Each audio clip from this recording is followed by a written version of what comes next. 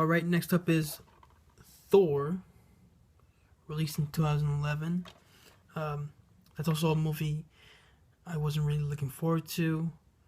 I was, just because it connected to um, the other movies, Iron Man and Hulk.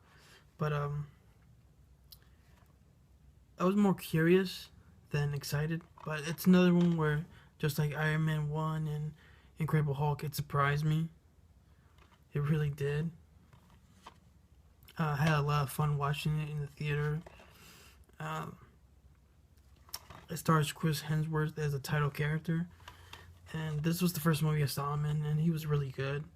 He surprised me, and I think he's a good actor. Uh, he's done well with other movies like Rush and Cabin in the Woods, and the other Marvel films as well. But I like the story. One thing I really like about this movie, despite being the first Thor movie, it's not really the origin story. When it starts, he's already Thor. He already has his hammer. He already has his powers and everything. It's more of a story about how he needs to prove himself, pretty much, because he's kind of he has an ego. But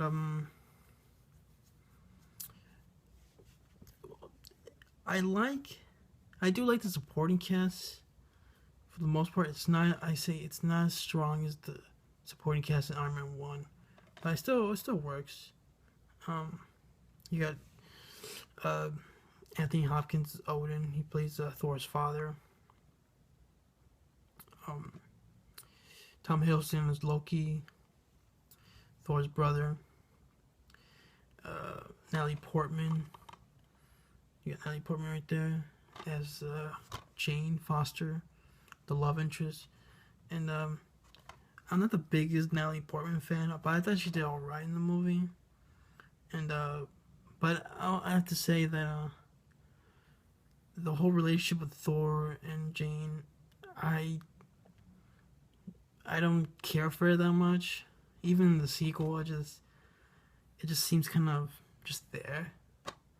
They don't have great. I wouldn't say. I'll say like they don't have great chemistry. I think that's the issue. They're just in love just for the sake of it, and like whatever. But I don't mind Natalie Portman in this movie.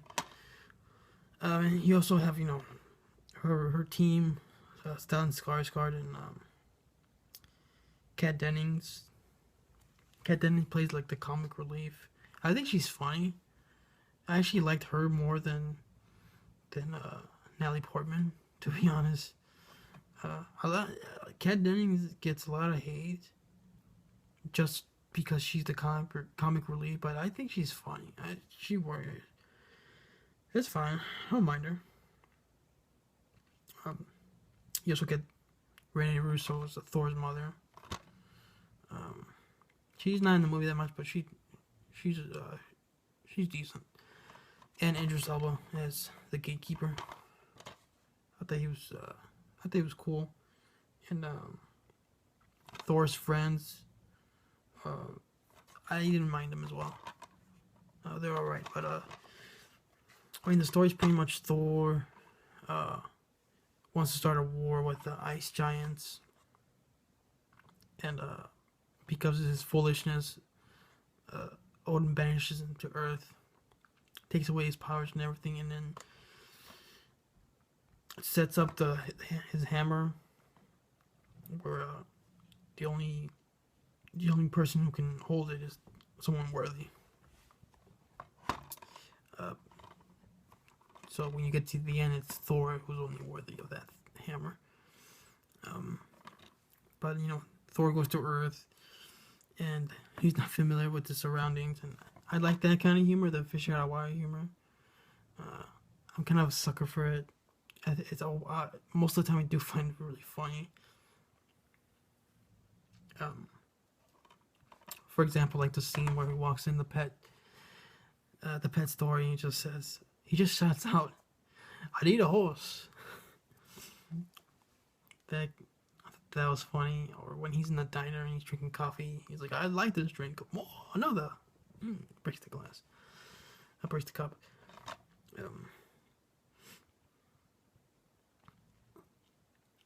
And the Loki story. Right here, Loki.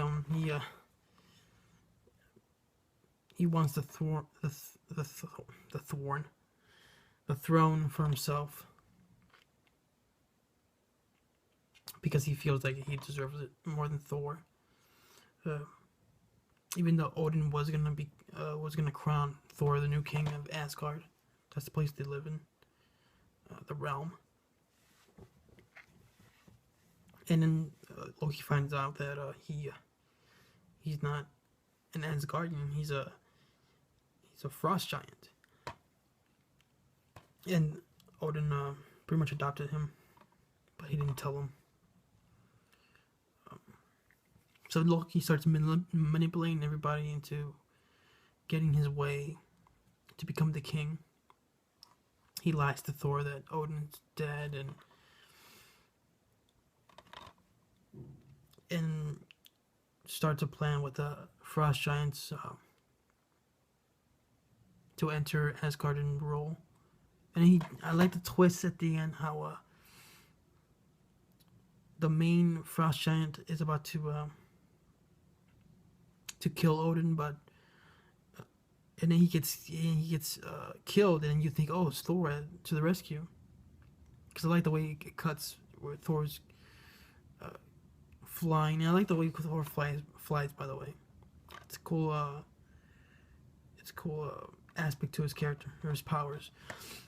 But you think, oh, Thor's saving the day, and no, it's actually Loki. I like that kind of twist. But then everyone finds out Loki's real plans, and the jig is up. But I really like how I was really surprised how much fun this movie was. I'm not familiar at all with the Thor character, but Chris Hemsworth does a good job. I like his powers.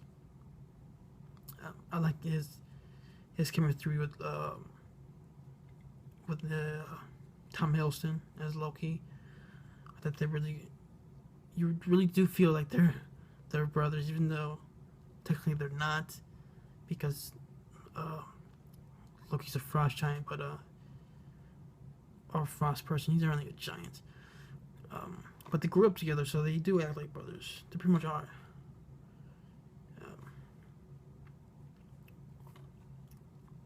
But then you also have Clark Gregg reprising his role as Agent Coulson and his SHIELD agents. They come in because they find out about the hammer that is on Earth, and they're trying to study it, and they barricade the whole desert, and that's where it connects to the end credit scene of Iron Man 2, where you see Thor's hammer. There's a scene where Thor tries to get a hammer, and he's fighting off all these agents, and then you get a cameo by Jeremy Renner as Hawkeye. His introduction, pretty much. He doesn't do much. He's ready. He's aiming at Thor with his arrow, but he doesn't shoot him though. But that's pretty much his introduction to the franchise. And I like the fight scene. I like the fight scenes where he fights the agents. That was pretty cool. I like the way it was done. Also like his fight scene with the frost giants at the beginning. Really cool action scenes where he fights the big monster and he throws the hammer through his mouth. It's him being cocky. And his fight with Loki. I thought that was pretty. You get some good character stuff in there. Loki's just, he's a jealous brother. and Thor's trying to calm him down, but it doesn't work. And they have their fight, and at the end, Thor has to break the the Rainbow Bridge. I think that's what it's called. Yeah, the Rainbow Bridge. But because of that, he can't go back to Earth, which doesn't really mean anything because he does anyway in the Avengers. But I'll get to that in the Avengers review.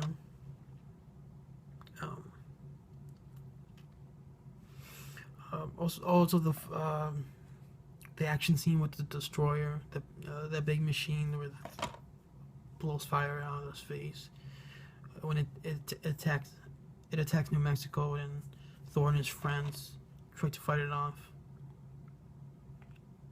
and that's when Thor gets his powers back. He sacrifices himself, so that's makes him worthy of the hammer again. He gets his powers back and destroys the destroyer. I like that action scene. And the humor works. I like the humor.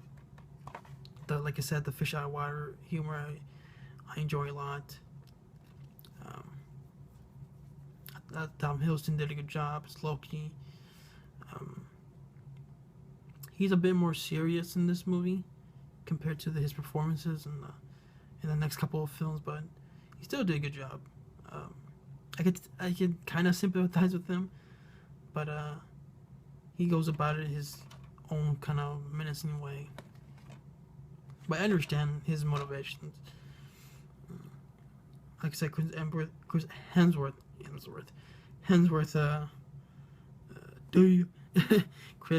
as Thor. He's a good lead. He's got a good charm to him, even though he's cocky as hell, even in the beginning. But he does a good job. Natalie Portman, like I said, she was alright. But, and I didn't care for the love story. Anthony Hopkins, I thought he did good, but he was a little over the top sometimes. Just a little bit. And then everyone else was fine. Clark Gregg, Stan Skarsgård, and Kat Dennings, and Idris Elba. They all did good.